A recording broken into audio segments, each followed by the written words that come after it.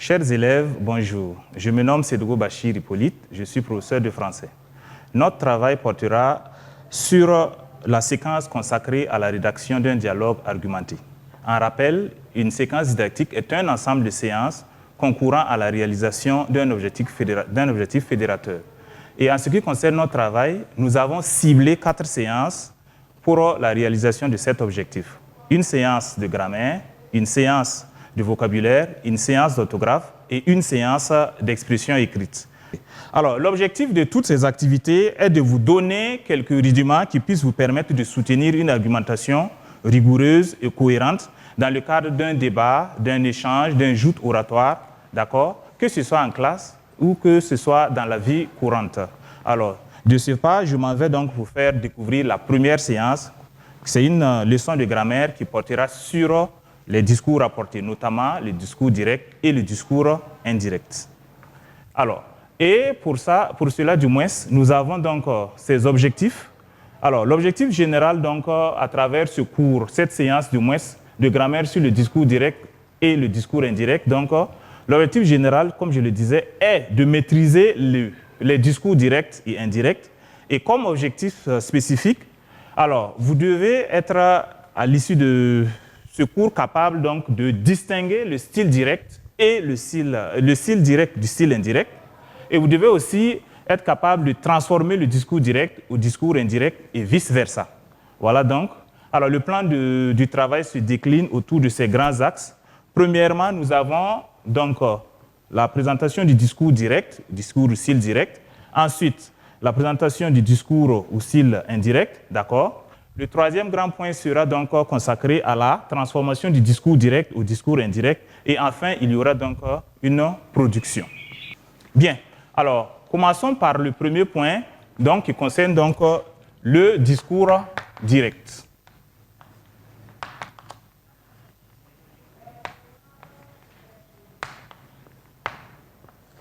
Bien, alors, qu'est-ce que le discours direct ? Alors, au discours direct, les paroles sont rapportées telles qu'elles ont été prononcées par le locuteur. Donc, ça donne l'impression que les personnages prennent eux-mêmes la parole.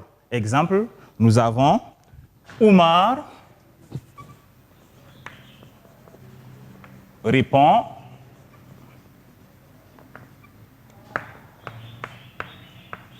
OK, je resterai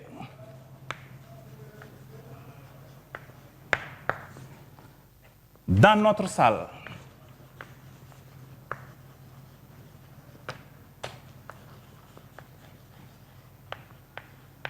Alors, un deuxième exemple. Tu m'offrais des cadeaux.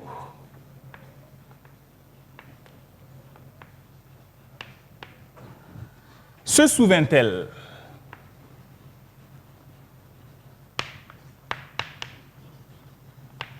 Et enfin, un troisième exemple. Le vent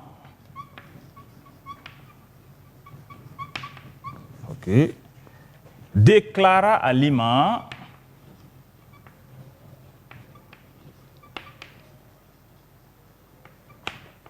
a emporté les toits. Alors, si nous considérons ces 3 exemples, nous verrons que dans chacun d'eux, c'est comme si le locuteur prenait la parole de façon directe. C'est comme si on entendait donc Oumar parler, ou encore le pronom elle ici, ou encore Alima. Donc, voici donc ce qu'on peut dire donc, du discours direct. Alors, passons maintenant au deuxième point qui concerne donc les caractéristiques du discours direct. Donc, caractéristiques.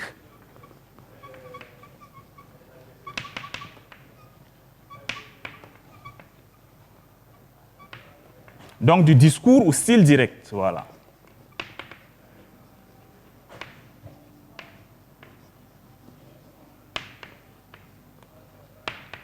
Alors, nous allons donc voir ces caractéristiques autour de certains points.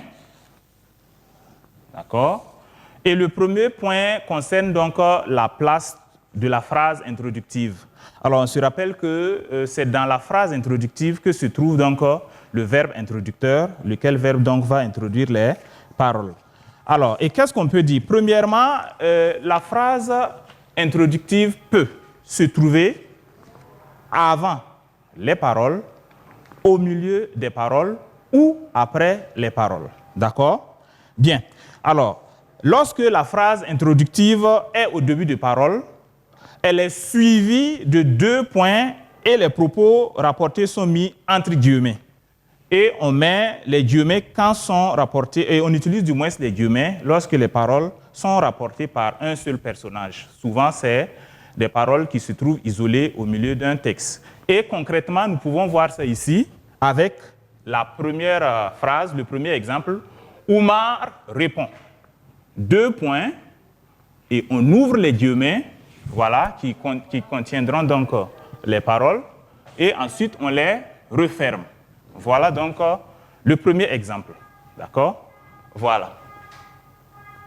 D'accord. Et dans cette phrase, donc, vous voyez la phrase introductive, la voici. D'accord? Oumar répond. Donc, elle est bien située en début de phrase. Bien. Il y a aussi le cas où la phrase introductive se trouve à la fin de la phrase.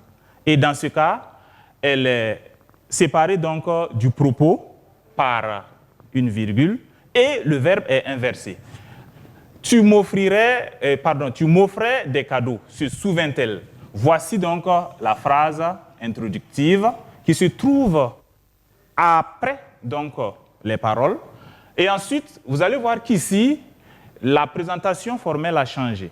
Pourquoi? Parce que cette forme n'utilise pas des guillemets, mais elle est introduite par un trait dit de retrait et est utilisée notamment dans le dialogue intégrant un récit.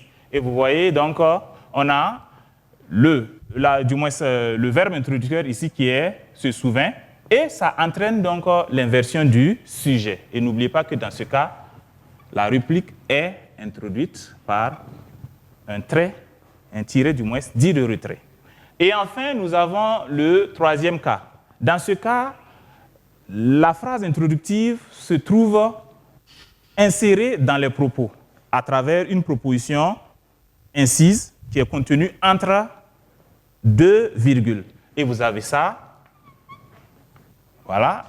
Et voici la phrase introductive déclara Alima. Bien, donc, et ça, du moins dans cette présentation, déclara Alima donc est en incise. Voilà. Voici donc la première caractéristique que l'on peut déjà noter du discours direct. C'est la place de la phrase introductive. OK? Bien. La deuxième caractéristique concerne donc le lexique. Voilà. Donc, et pour le lexique,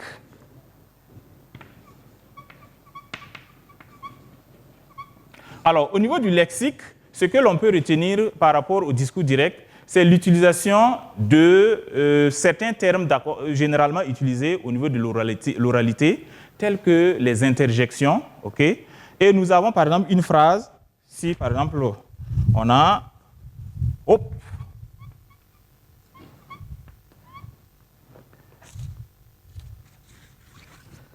levez-vous.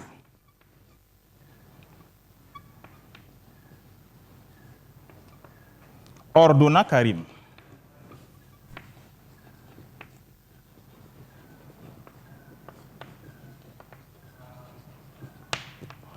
Alors, du moment où le dialogue fait intervenir donc des phrases relevant du discours direct, vous avez par exemple ici le terme hope, qui est une interjection, d'accord, qui est utilisé ici et qui ramène donc les mots tels qu'ils ont été prononcés. Ensuite, on peut encore passer à une autre caractéristique du discours direct, en dehors donc du lexique. Il y a le fait aussi qu'il y a l'utilisation très capitale donc, du tiret de retrait dans le cas du texte de dialogue qui s'insère dans un récit. Alors, dans ce cas, comment se présente comment utilise-t-on donc le tiret de retrait dans le dialogue qui s'insère dans un récit? Alors, je vais vous donner un court passage donc, narratif dans lequel s'insère donc un dialogue. OK, voilà.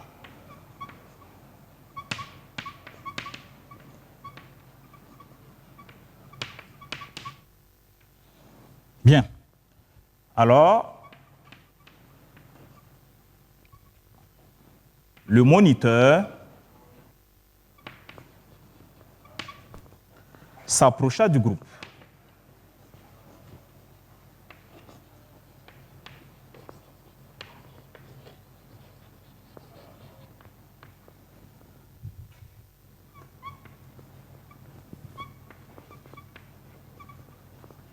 Combien de tentes avez-vous dressées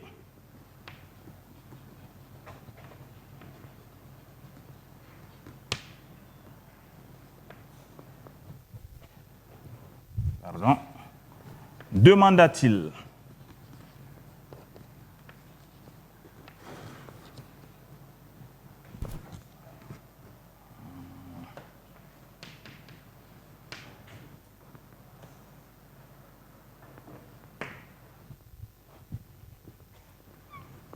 Ensuite, une dizaine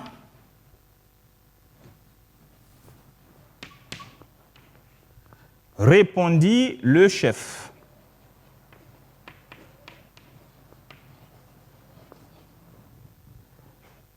OK, c'est bien. C'est bien les jeunes.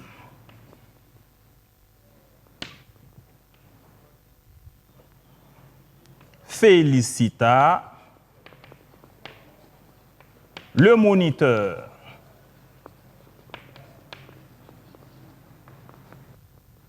Merci, monsieur.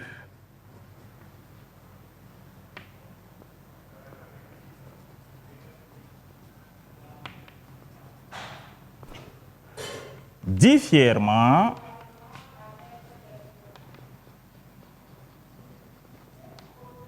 le groupe.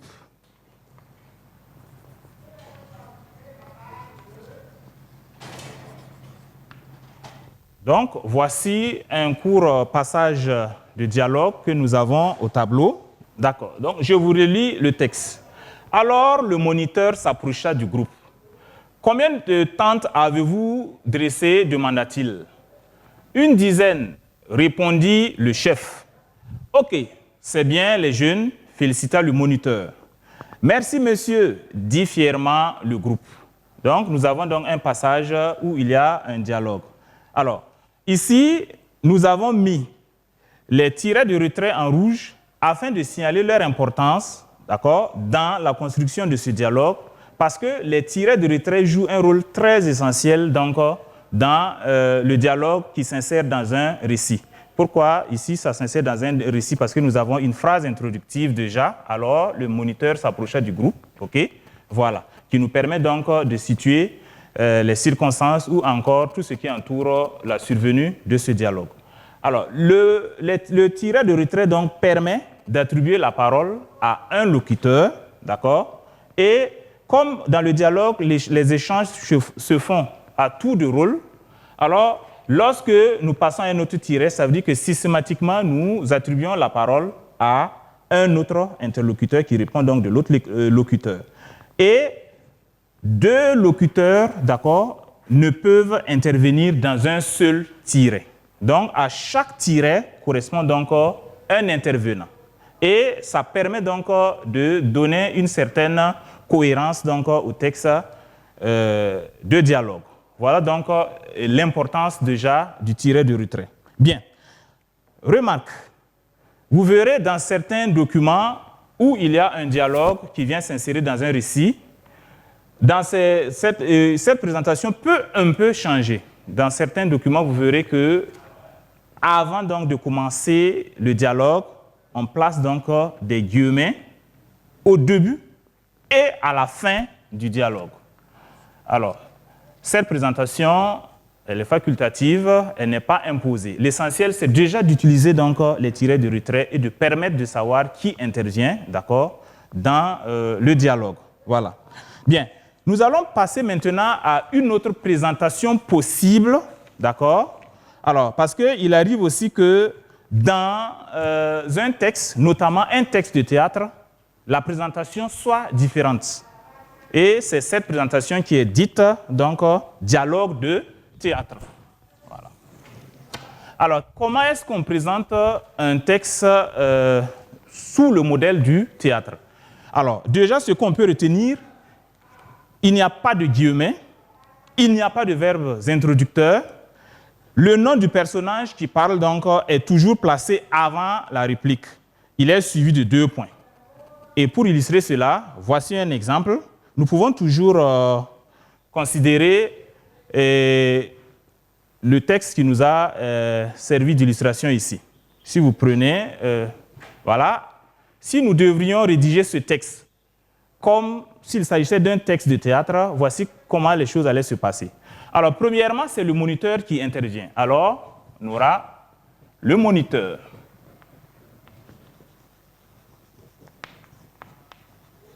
Deux points, et on le fait parler directement, il n'y a pas de guillemets, d'accord? Alors, combien de tentes avez-vous dressé?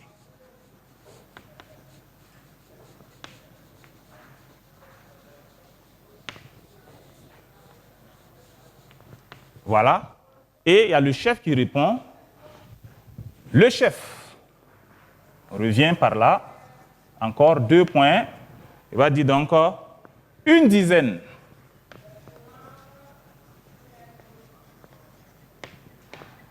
Voici sa réponse. Ensuite, le moniteur prend la parole. Donc, on revient. Le moniteur. Alors, il dit, OK, c'est bien.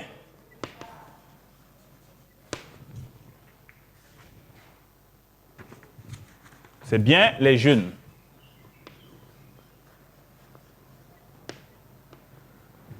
Et ensuite, ça c'est tout le groupe maintenant qui répond.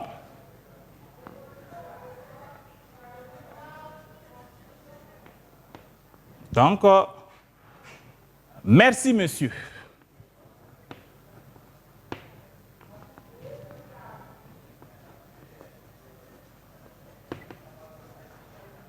Voilà. Donc, voici donc la présentation du dialogue. Cette présentation donc est dite théâtrale. Voilà. Bien. Nous avons fini avec les caractéristiques du discours direct et en rappel, nous avons donc touché des points comme la place de la phrase introductive. Nous avons parlé aussi du lexique qui fait intervenir des mots de l'oralité. Nous avons aussi parlé du tiret de retrait qui joue un rôle essentiel dans la présentation du dialogue. Et nous avons profité donc attirer votre attention sur une présentation qui est acceptée du dialogue, la présentation dite de théâtre. Passons au deuxième point de notre plan, le discours ou style indirect.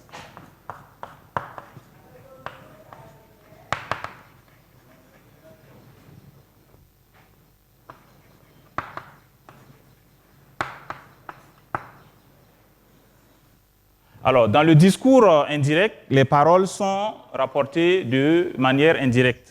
C'est-à-dire que l'on fait parler donc une tierce personne, d'accord, et c'est l'inverse donc du discours direct. Bien, on peut prendre déjà comme exemple le premier exemple. Oumar répond. Alors, transformons donc cette phrase en discours direct, ça va donner donc Oumar répond. Qu'il restera dans leur salle, pardon. Dans leur salle. Alors, qu'est-ce qui nous a permis de faire cette transformation? Du coup, nous allons entrer dans un autre grand point qui concerne donc la transformation du discours direct au discours indirect, c'est-à-dire le troisième point. Voilà.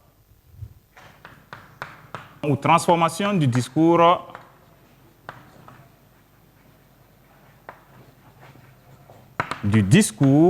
direct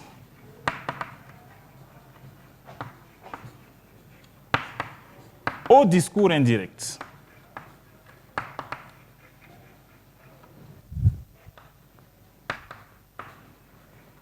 Transformation du discours direct au discours indirect. Alors, lorsqu'on passe du discours direct au discours indirect, nous observons de nombreuses transformations. Et, entre autres, nous pouvons commencer par signaler celle portant sur la ponctuation. Alors, nous avons ici illustré le discours direct avec des phrases. Alors déjà, quand vous prenez cette phrase, Oumar répond « Je resterai dans notre salle ». Voici ce que ça donne au discours indirect. Oumar répond qu'il restera dans leur salle. La deuxième phrase, « Tu m'offrais des cadeaux, se souvient-elle » Si nous devons transformer cette phrase au discours indirect, ça donnera « Elle se souvint qu'il ». Bon, ou elle, puisque c'est un tu, on ne sait pas si c'est féminin ou masculin. Donc, mais on va garder il. Elle se souvint qu'il lui offrait des cadeaux. Et pour la troisième phrase, le vent déclara à Alima à emporter les toits. Alors, au discours indirect, on aura Alima déclara que le vent avait emporté les toits.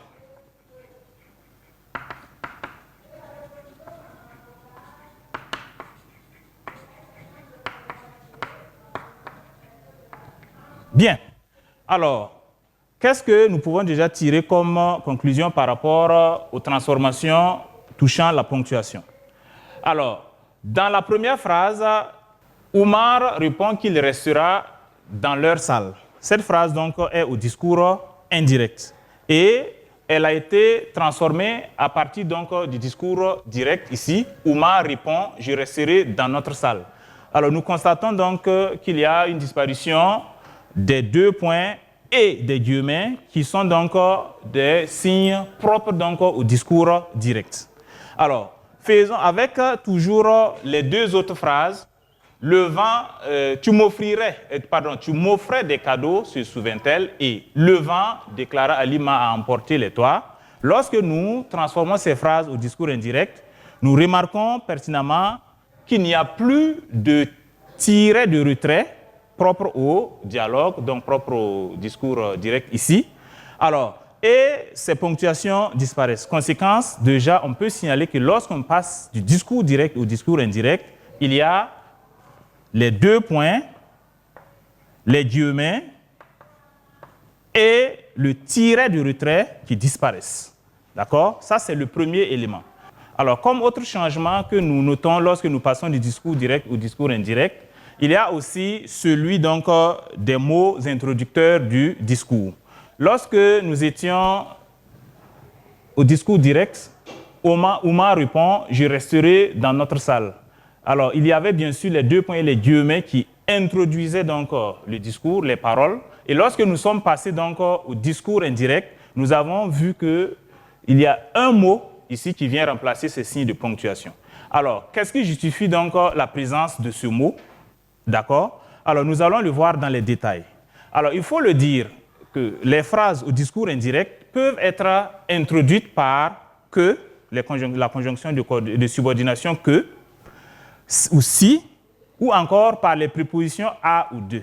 Maintenant, dans quelles conditions utilise-t-on l'un ou l'autre de ces mots introducteurs du dialogue?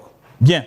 Alors, le discours est introduit par que lorsque la parole rapportée appartient au type déclaratif ou exclamatif. Dans ce cas, le discours est repris par une proposition subordonnée complétive. Exemple. Donc, pour les mots introducteurs du discours,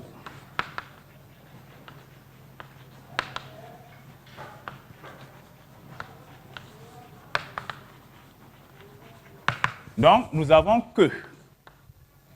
Donc, exemple, il affirme.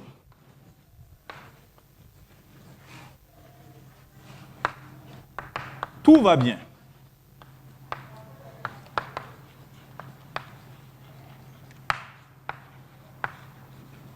Ensuite, il s'écria.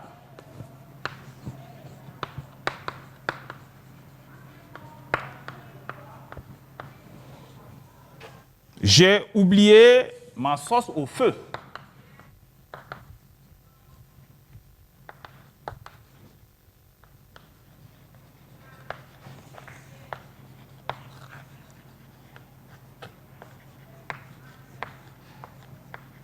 Alors, si nous devons transformer ces phrases du discours direct au discours indirect, nous aurons il affirme, que tout va bien. Ensuite, il s'écria qu'il avait oublié sa sauce au feu. Alors, remarquons, dans cette première phrase de discours direct, tout va bien est une phrase de type déclaratif. Et lorsque l'on a repris la phrase de discours indirect, nous avons eu que qui introduit donc le discours à travers une proposition subordonnée complétive. Ensuite, il s'écria, j'ai oublié ma sauce au feu.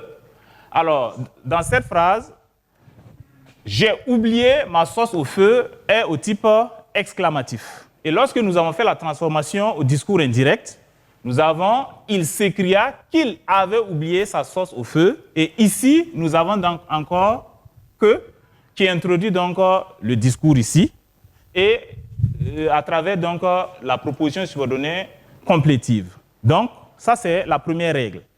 Bien, nous verrons un autre mot introducteur qui introduit le discours après que. Cette fois-ci, nous verrons si. Alors, si peut introduire aussi le discours indirect. Et dans ce cas, il faudrait qu'au discours direct, les propos rapportés appartiennent déjà au type interrogatif. Voici un exemple. Bien. On se demandait.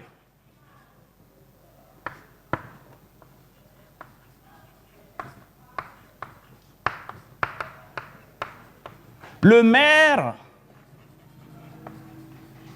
recevra-t-il les femmes?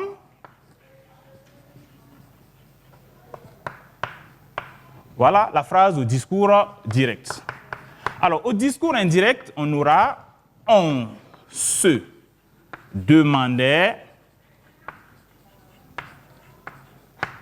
si le maire recevrait les femmes. » On se demandait si le maire recevrait les femmes. Alors, ici, le discours est introduit par « si », d'accord? Et cela aussi se justifie par le fait que nous avons une interrogation totale. Par exemple, quand on dit « le maire recevra-t-il les femmes ?» on peut avoir les réponses « oui, non, oui ou non », c'est ça.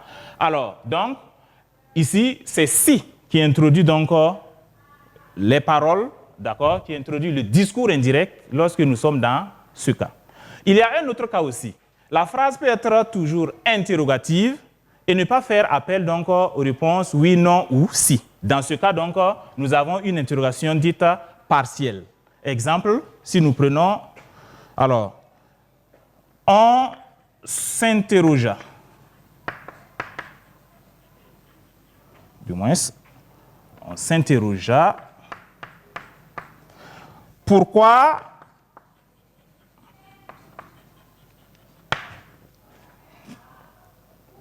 certains ne respectent pas les mesures.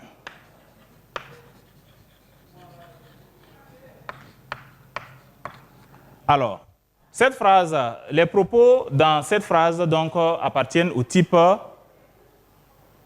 interrogatif et ne peut pas faire appel donc, aux réponses oui, non ou si. Alors donc, c'est une interrogation partielle. Si nous devons passer donc au discours indirect, on aura on s'interrogea pourquoi certains ne respectaient pas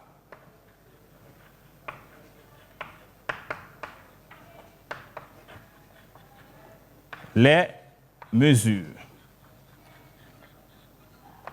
Alors ici, du fait que l'interrogation est partielle, le discours n'est plus introduit par si, mais est introduit par un terme interrogatif, plus précisément ici un adverbe d'interrogation. Alors ici, qui est pourquoi. Voilà. Et ça pouvait aussi être un adjectif interrogatif, quel par exemple, ou un pronom interrogatif, qui. Alors l'erreur qu'il ne faut pas faire ici, que les élèves font très souvent, c'est de vouloir forcément ajouter un que. Donc on ne dira pas, on s'interrogea que pourquoi, me dit simplement, on s'interrogea pourquoi certains ne respectaient pas les mesures. Voilà donc en ce qui concerne la phrase interrogative comme propos rapporté. Enfin, nous avons donc à ou de. Les prépositions à ou de, voilà, qui peuvent aussi introduire le discours indirect. Et dans ce cas, il faudrait que dans le discours direct, la phrase, d'accord, qui en même temps constitue la parole qui est rapportée, soit au type impératif, par exemple. Bien, alors, donc, on aura comme exemple, alors, le garde leur ordonna. Deux points. Montrez vos pièces.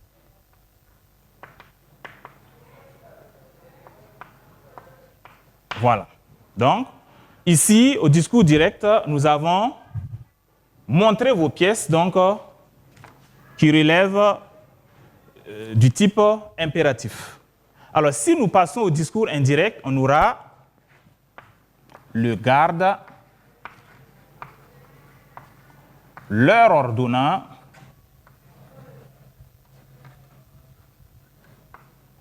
de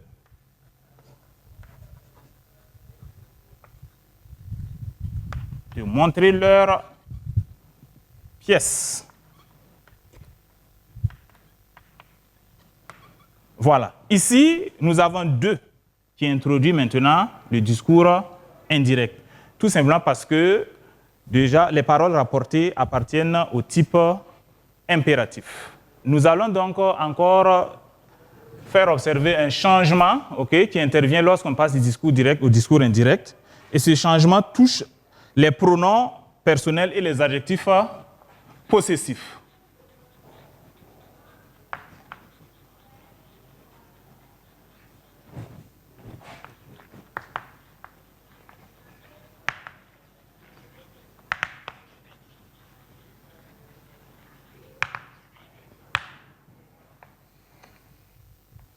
Bien, lorsqu'on passe du discours direct au discours indirect, nous observons donc des changements au niveau des pronoms personnels et des adjectifs possessifs.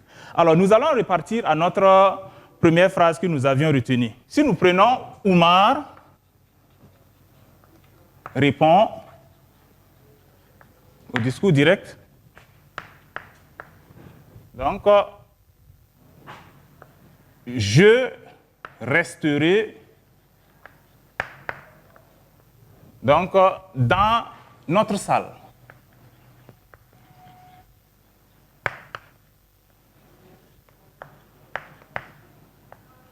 Voilà. Bien. Alors, au discours indirect, on aura Oumar répond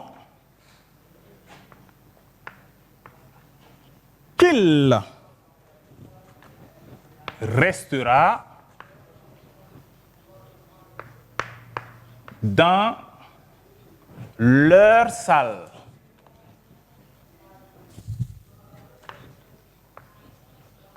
Voilà.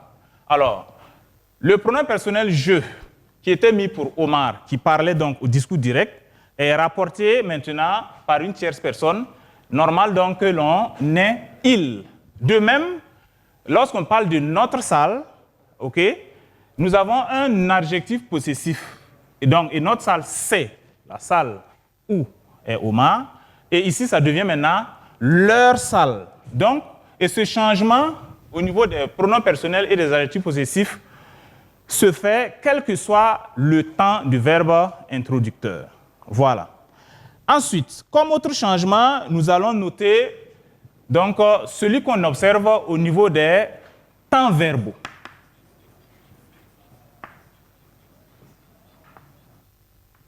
Voilà. Alors, j'attire votre attention par rapport à ce point qui est très important parce que très souvent, au niveau de la transformation, les élèves arrivent donc à changer, faire les changements que nous avons cités un peu plus haut, mais à ce niveau, il y a toujours des difficultés. Bien. Déjà, il faut savoir que les changements au niveau des temps verbaux sont conditionnés par le temps du verbe introducteur. Si nous avons un verbe introducteur qui est au passé, et lorsque nous disons au passé ici, c'est tout temps qui est au passé, que ce soit le passé simple, l'imparfait, le plus que parfait. Donc, ou n'importe quel autre temps au passé, si nous avons un verbe introducteur qui est au passé, il y a des changements qui s'opèrent au niveau des verbes du discours. Alors, nous allons rapidement donner un tableau synthétique, et ensuite nous donnerons quelques exemples. Bien. Alors, avec un verbe introducteur au passé,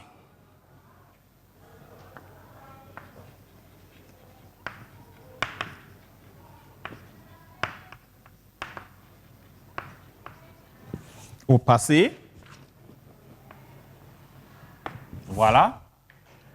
Lorsque nous passons du discours direct au discours indirect,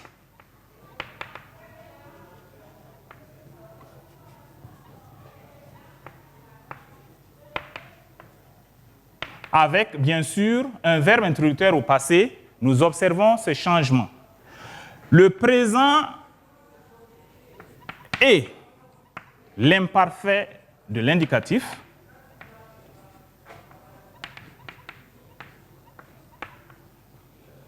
bon, je vais juste abréger comme ça, donne l'imparfait de l'indicatif.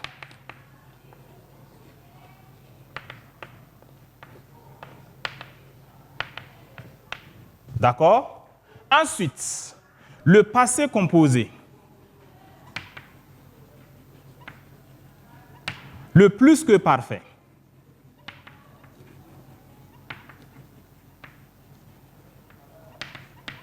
Le passé simple.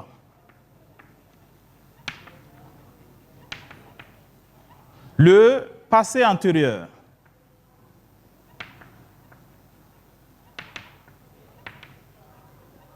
D'accord? Tous de l'indicatif. Je dis bien tous de l'indicatif. OK? Donc, lorsque nous passons du discours direct au discours indirect, tous ces temps verbaux donc, deviennent le plus que parfait. De l'indicatif toujours, bien sûr. Parfait. Donc, de l'indicatif. Et ici, donc, tout ça, donc, de l'indicatif. Voilà, je précise. Donc, tous ces quatre temps-là, le passé composé, le plus que parfait, le passé simple, le passé antérieur, tous ces temps donnent donc le plus que parfait au discours indirect. Ensuite, nous avons le futur. D'accord? Et le conditionnel. Je vais être plus précis ici. Lorsque nous parlons du futur, bien sûr, nous avons le futur simple et nous avons le futur antérieur. Alors, et ensuite, lorsque nous parlons du conditionnel, on peut avoir le conditionnel présent, le conditionnel passé. Donc, le futur, le conditionnel, ça donnera toujours le conditionnel.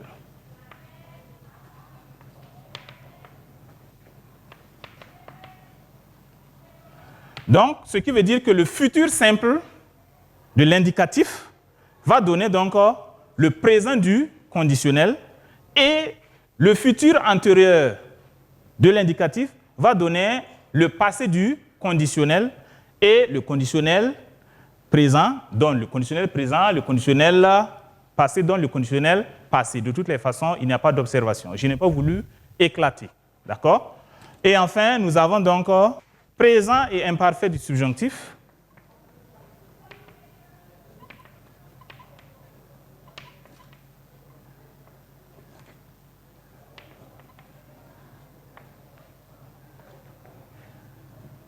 Du subjonctif donne imparfait du subjonctif.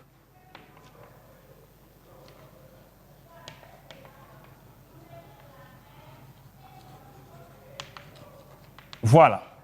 Alors, à travers un exemple maintenant, nous allons donc vérifier tout cela. Alors, exemple. Au discours direct, j'irai à la cantine.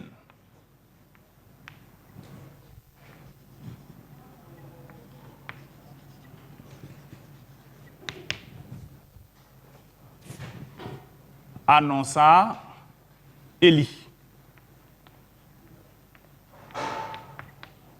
Ça, c'est au discours direct, bien sûr, avec la présence du tiret de retrait. Alors, au discours indirect, on aura, donc, discours indirect, Élie annonça qu'il irait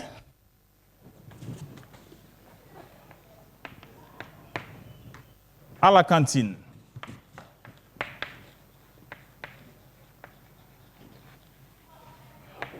Bien. Alors, qu'est-ce qui justifie ce changement de temps verbal? On reviendra ici. Alors, pour mieux l'expliquer, nous avons dit que le futur simple, au niveau du discours direct, donne le conditionnel présent avec un verbe introducteur au passé. J'irai à la cantine. J'irai, futur simple. Alors, Élie, avec un verbe introducteur au passé, annonça, donc c'est le passé simple, d'accord? Donc, Élie annonça qu'il irait à la cantine. Voilà donc. Et on fait l'application donc de façon systématique avec tout le reste de ce qu'on a noté au tableau. Si le verbe introducteur est au présent ou au futur simple de l'indicatif, il n'y a pas de changement au niveau des temps verbaux. Et si nous prenons cette phrase, si c'était « j'irai à la cantine, annonce Élie », alors lorsque nous mettrons cette phrase au discours indirect, nous allons avoir « Élie annonce qu'il ira à la cantine ». Ça veut dire que le futur simple reste le futur simple. Ça, c'est dans le cas où, je le répète, le verbe introducteur est au présent ou au futur simple de l'indicatif. Passons à un autre changement que nous allons observer, c'est au niveau des indicateurs de temps. Donc, des indicateurs ou marqueurs de temps.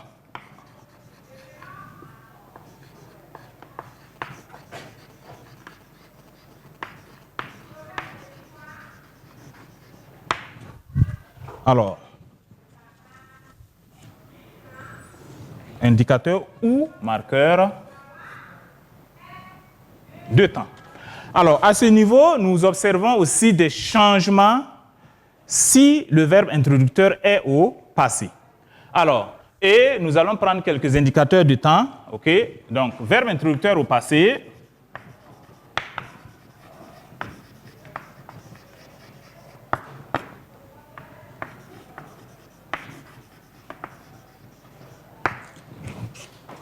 Donc, verbe introducteur au passé. Alors, si le verbe introducteur est au passé et que l'on doit passer du discours direct au discours indirect,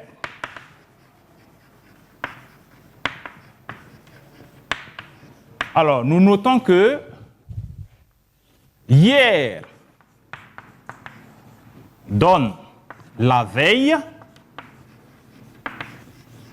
aujourd'hui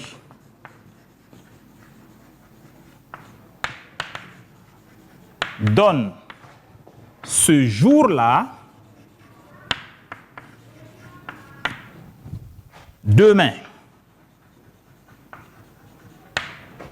donne le lendemain.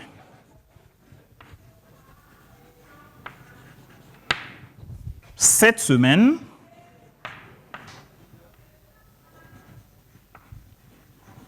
donne cette semaine-là.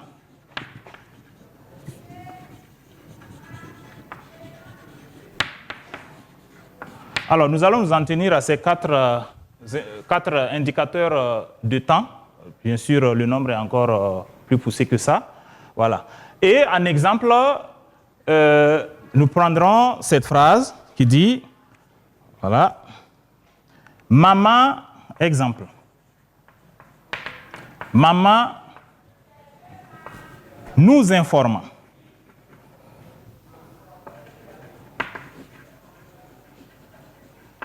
Deux points, les guillemets, papa rentre demain.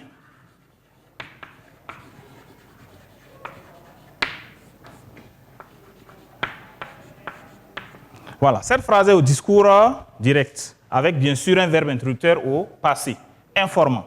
Alors, si nous devons donc transformer cette phrase au discours indirect, alors nous aurons maman nous informant que papa rentrait le lendemain. Voilà.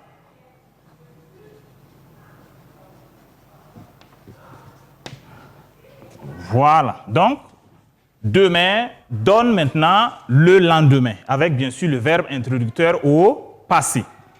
Voilà. Et au cas où le verbe introducteur serait au présent ou au futur de l'indicatif, naturellement, il n'y a pas de changement donc au niveau des indicateurs de temps. Alors, si la phrase était « Maman nous informe, papa rentre demain », et on devait passer au discours indirect, on aurait « Maman nous informe que papa rentre demain ». Donc, il n'y a pas de changement au niveau de l'indicateur de temps.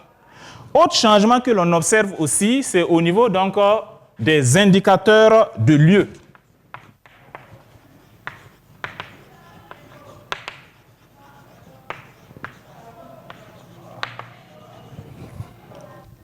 Alors, à ce niveau, on suit toujours la même logique, avec un verbe introducteur au passé.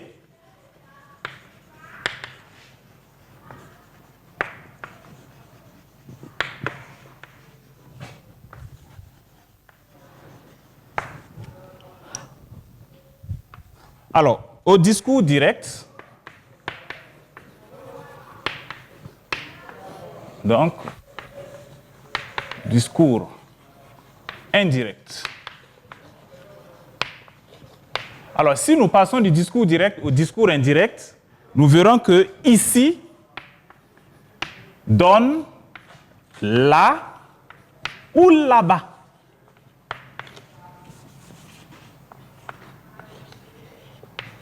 Voilà. Exemple. Donc, comme exemple,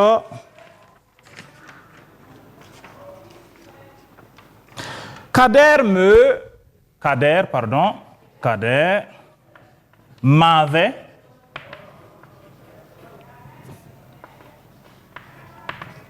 promis. Je t'attendrai ici.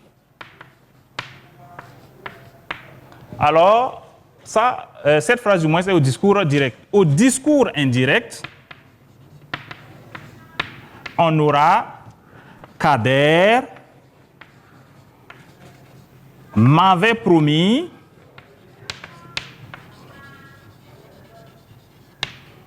qu'il m'attendrait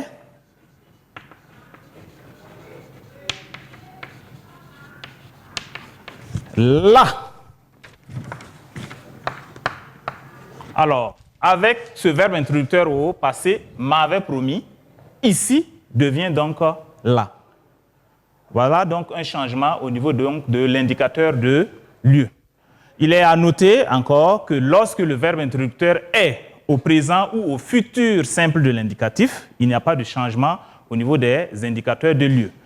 Si la phrase était « Kader me promet, je t'attendrai ici », au passage du discours indirect, la phrase va rester telle « Kader », du moins au niveau des indicateurs de temps, il n'y aura pas de changement, de lieu du moins il n'y aura pas de changement.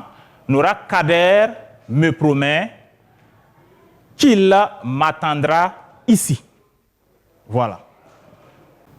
Donc, voici des changements que nous avons observés lorsque nous passons du discours direct au discours indirect. Alors, si nous passons aussi du discours indirect au discours direct, nous avons aussi les procédés inverses. Ça veut dire que, par exemple, la veille va donner hier, etc. Là va donner ici, d'accord? Au cas où, bien sûr, le verbe introducteur est au passé. Voilà. Alors, pour nous assurer que vous avez bien assimilé la leçon, nous allons passer donc à quelques exercices, d'accord, que nous mettrons au tableau. Exercice 1, alors c'est un exercice oral, soyez donc très attentifs. Alors, voici la consigne. À quel discours appartient chacune des phrases suivantes? Alors, je vais vous donner donc les phrases avec leur numéro et vous allez donc dire à quel discours chacune d'elles appartient. Bien. Phrase numéro 1. N'oublie pas de te laver les mains au savon, me rappela ma tante.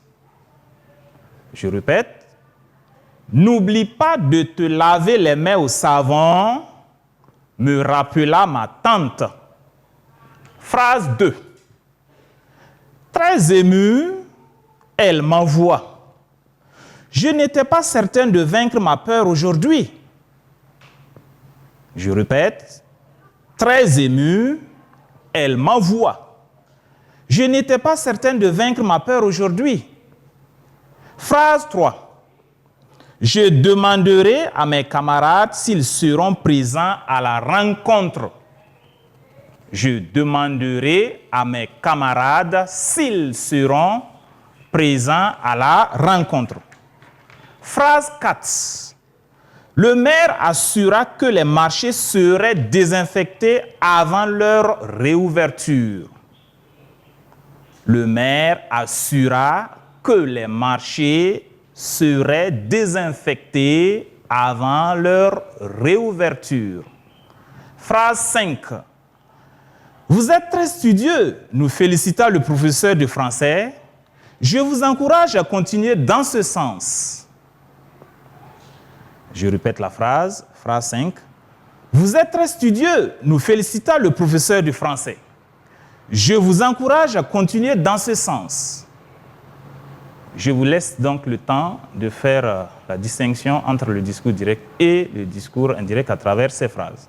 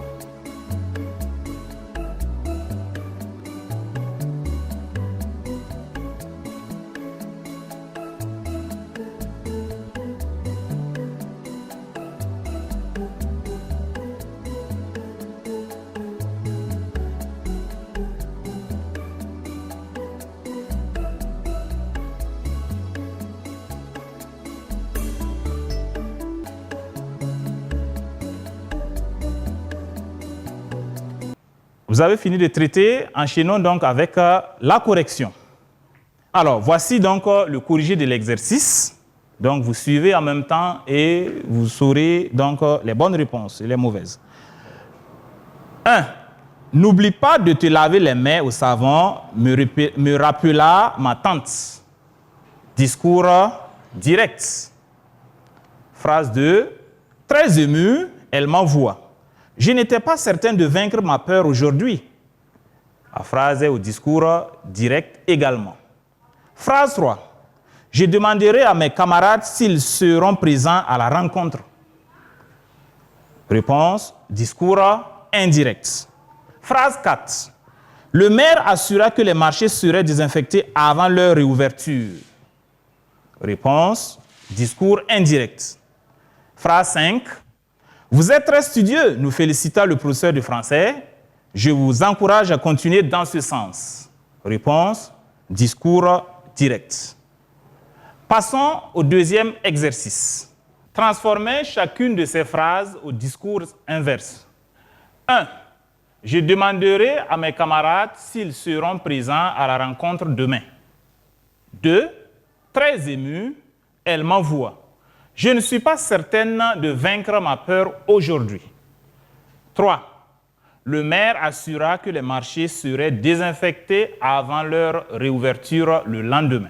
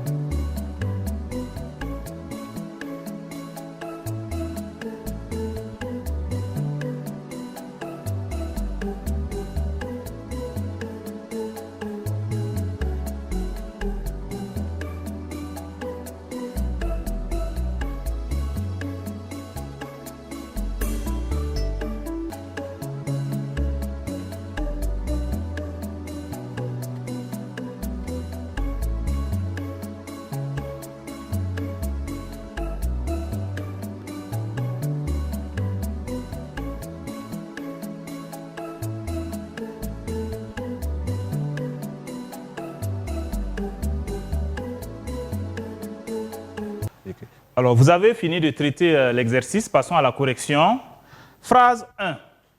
Je demanderai à mes camarades s'ils seront présents à la rencontre demain. Alors, on a dit de transformer donc cette phrase au discours inverse. Déjà, vous savez que la phrase est au discours indirect. Donc, ici, il s'agit de transformer celle-ci au discours direct. Alors, qu'est-ce que nous aurons? La réponse est « Je demanderai ». Déjà, on fait attention au verbe introducteur qui est au futur simple, d'accord? 2 points. Donc, je demanderai à mes camarades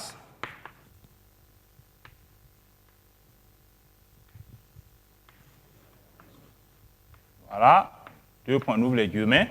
Alors, il y a déjà le verbe demander qui nous guide. Nous savons qu'ici, donc, nous avons une proposition subordonnée interrogative indirecte. Donc, c'est une question donc, qui sera posée ici.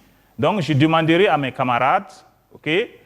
Alors, on a dit ici, s'ils seront présents à la rencontre demain. C'est ça? Donc, serez-vous présents à la rencontre demain?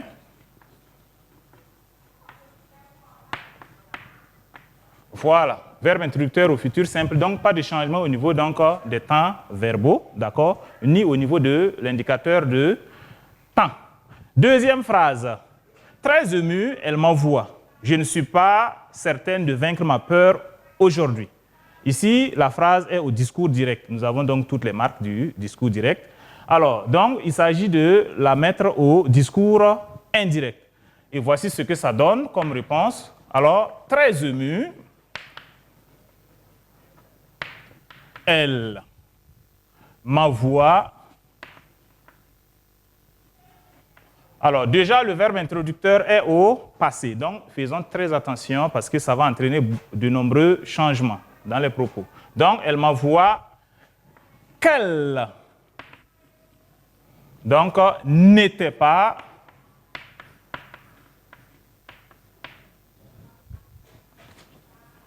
certaine, donc, de vaincre sa peur ce jour-là. Voilà, donc, du fait que le verbe introducteur est au passé, vous avez vu, il y a eu tellement de changements au niveau donc, des verbes, des temps verbaux et au niveau donc, de l'indicateur de temps. Donc, aujourd'hui qui devient ce jour-là. Phrase 3. Le maire assure que les marchés seraient désinfectés avant leur réouverture le lendemain. Alors ici, la phrase est au discours indirect. Et donc, il s'agit donc de la transformer au discours direct. Alors, voici ce que ça donne. Le maire assura. Alors, verbe introducteur déjà au passé. Donc, on doit faire attention pour les transformations. J'ouvre les guillemets. Les marchés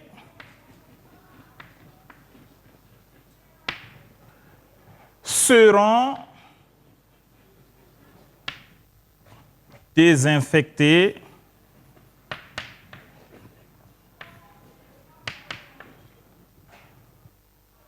avant